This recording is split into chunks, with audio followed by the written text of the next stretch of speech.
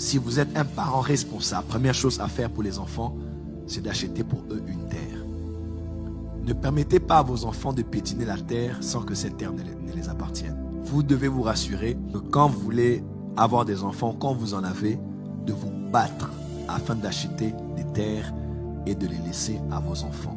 Quand vous êtes parent responsable, vous avez 5 enfants, vous avez les moyens, achetez des terres.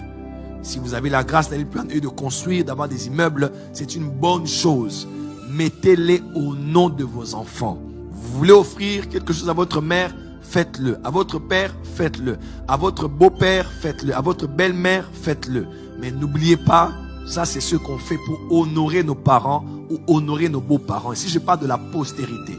Quand on parle de postérité, il faut mettre la parcelle au nom de vos enfants. Tu veux faire un cadeau à ta mère, fais à ta mère. À ton père, à tes beaux-parents, faites-les. Mais quand on parle maintenant des enfants, c'est ton nom qui doit être dessus. Le nom des enfants.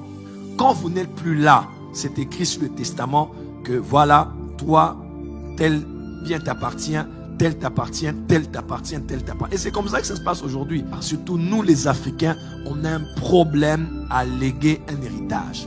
Pourquoi? Parce qu'on n'arrive pas à parler de la mort. On pense que parler de la mort, c'est appeler l'esprit de mort. Quand on commence à parler de la mort, au nom de Jésus, oh non, tu n'iras nulle part, tu es encore là, c'est quoi tu appelles la mort? Non, parler de la mort ne veut pas dire inviter la mort. Parler de la mort est aussi un sens de responsabilité parce que vous savez que vous ne vivrez pas éternellement, vous devez laisser un héritage à votre postérité. Première chose qu'il faut laisser à vos enfants, c'est ce qu'on appelle une terre ou un bien terrestre. Parce que si tu n'as pas une terre, tu n'es personne sur la terre. Quels que soient les bijoux que tu as, les iPhones que tu as, les vêtements que tu as, les billets d'avion que tu payes, si tu n'as pas une terre, un lieu qui t'appartienne, qui porte ton nom, je décrète et déclare même ce soir dans le nom de Jésus que Dieu te donne cette année d'acheter des terres.